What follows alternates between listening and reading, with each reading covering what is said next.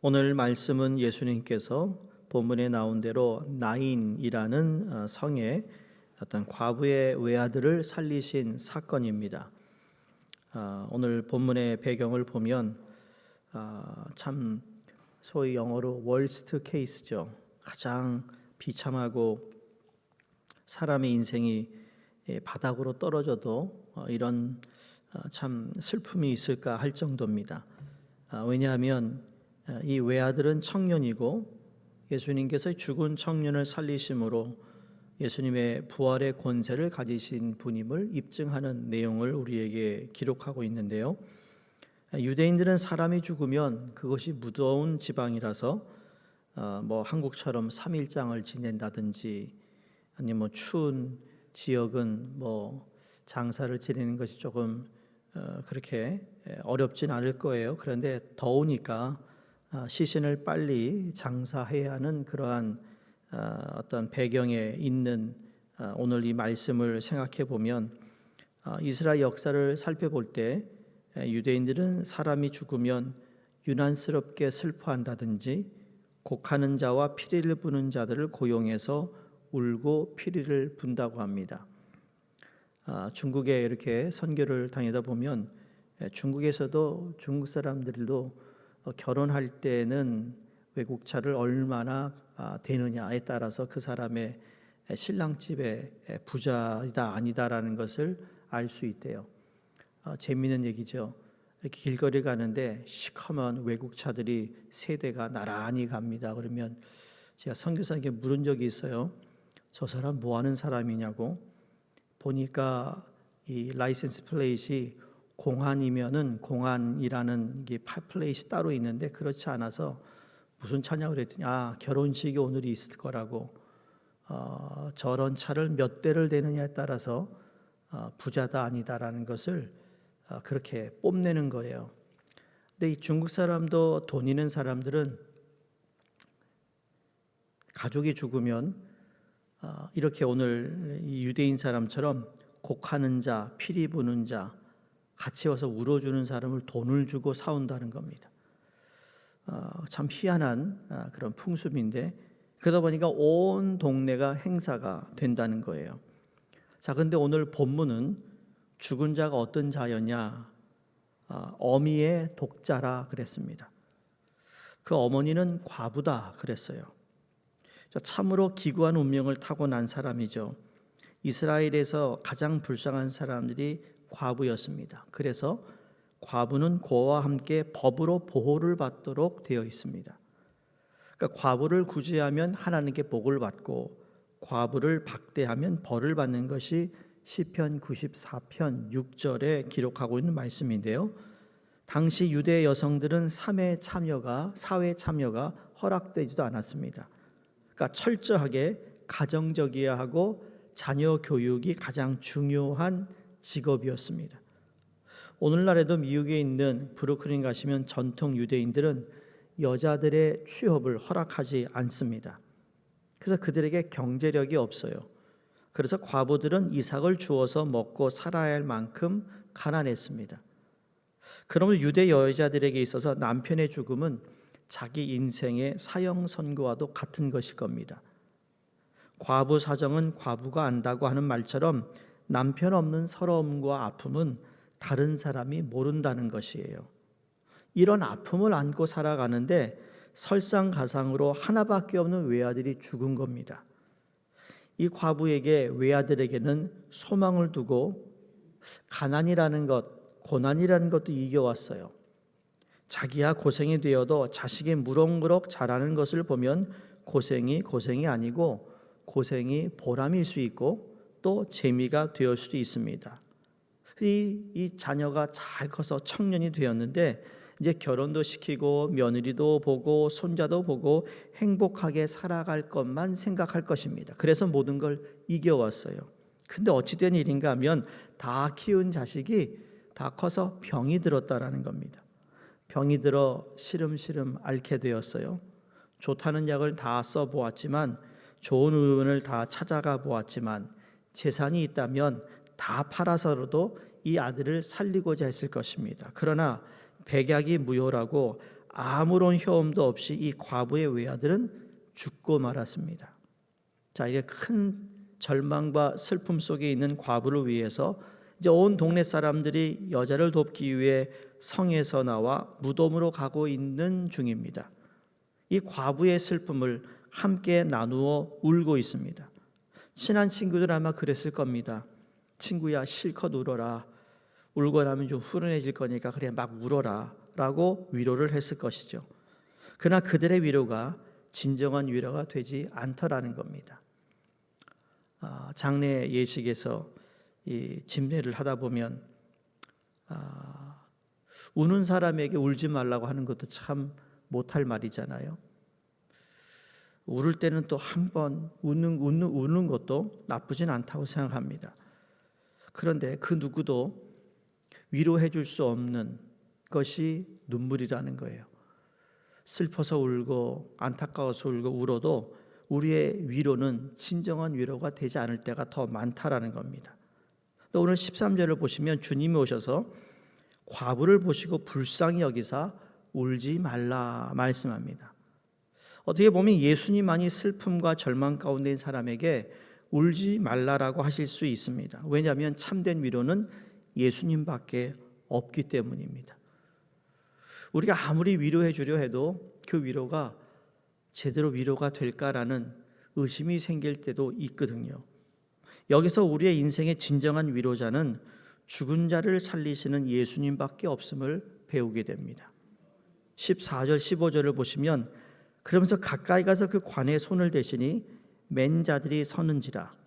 예수께서 이르시되 청년아 내가 네게 말하노니 일어나라 하시매 죽었던 자가 일어나 앉고 말도 하거늘 예수께서 그를 어머니에게 주시니라고 말씀합니다. 우리가 신앙생활할 때 슬픔도 있고 절망 가운데 빠질 때도 있고 시험에 들 때도 있고 여러 가지 우리의 상황이 다 다릅니다. 여러 가지 일들을 만날 때 울고 싶을 때도 있고 울 때도 있습니다. 그때 우리가 들어야 할 음성은 주님의 음성이라는 사실을 우리가 깨달아야 된다는 것이죠. 사람들은 큰 어려움과 슬픔을 당하면 사람들로부터 위로를 받으려고 한다는 겁니다. 그래서 그 아프고 힘들 때 나를 위로하지 않은 사람들에 대해서 기분 나빠하는 사람들도 있습니다. 근데 우리가 진정으로 위로를 받아야 할 것은 주님, 우리의 위로는 주님을 만나기 전에는 참된 위로나 동정이 없다는 것을 기억해야 된다는 사실을 깨닫습니다.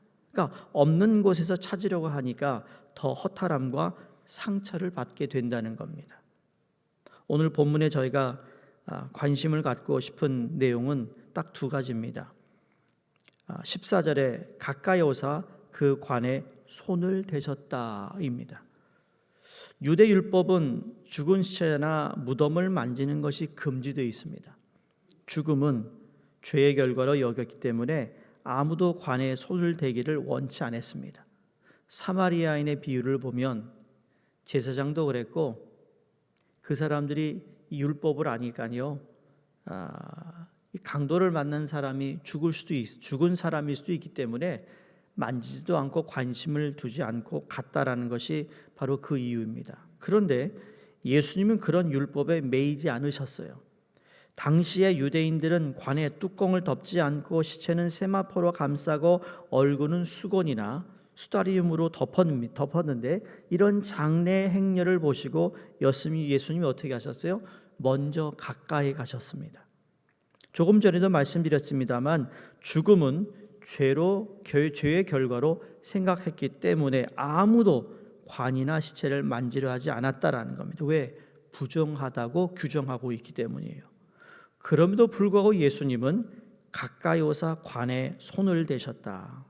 이것은 과부의 슬픔을 자신의 슬픔으로 여기시고 과부를 불쌍히 여기시는 예수님의 사랑인 줄로 믿습니다.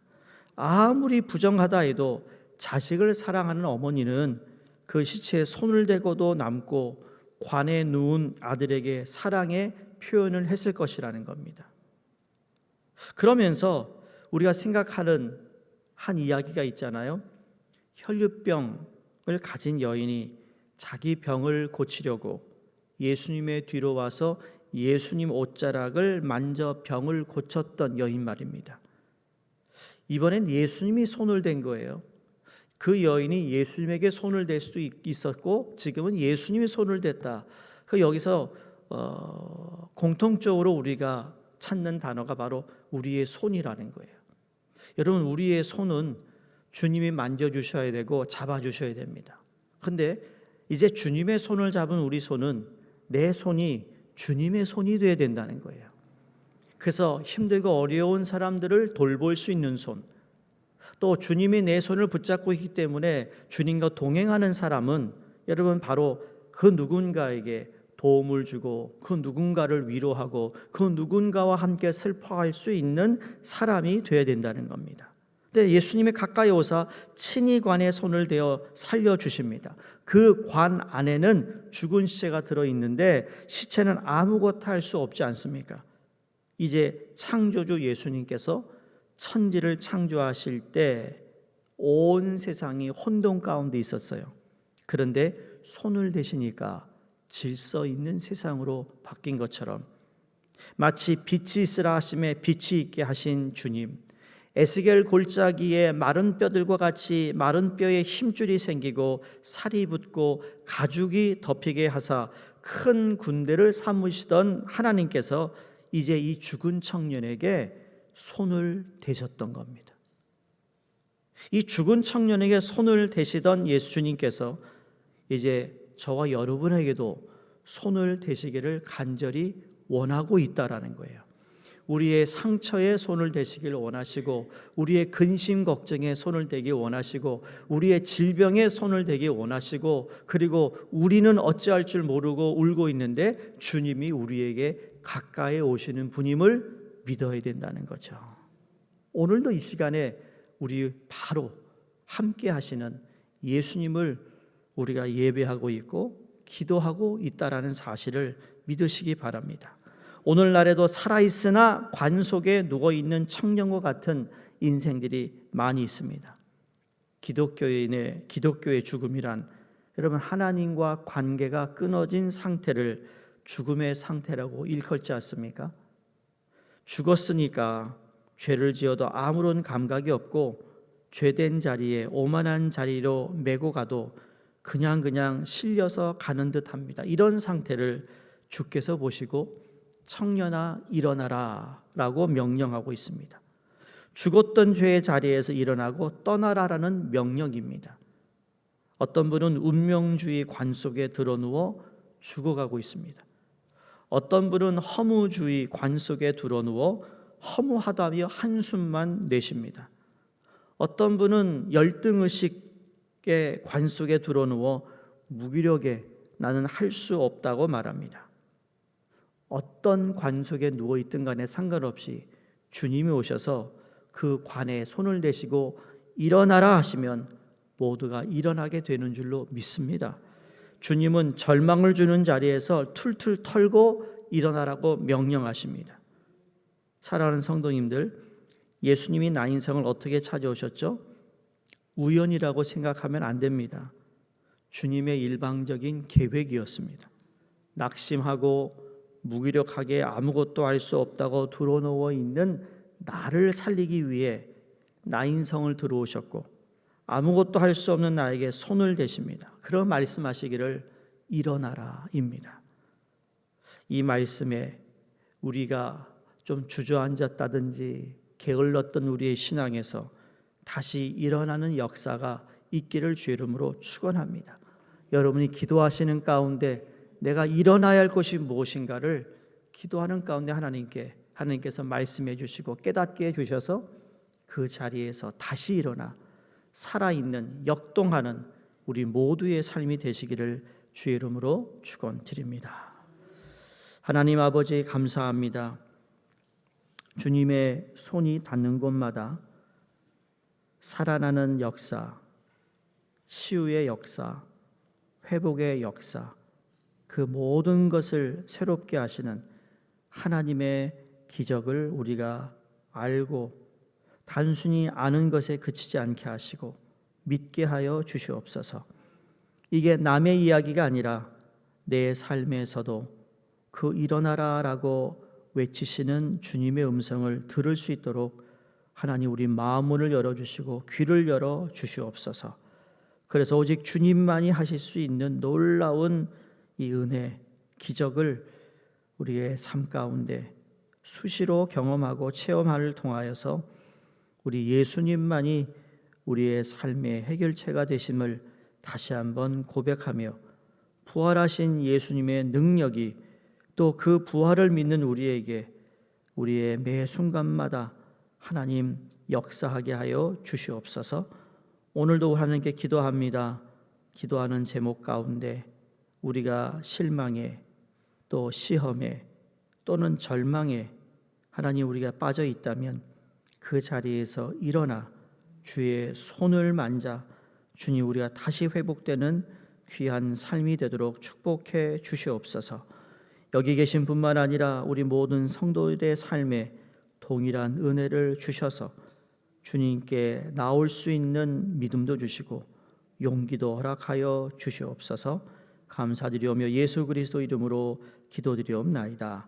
아멘. 우리 함께 기도하겠습니다.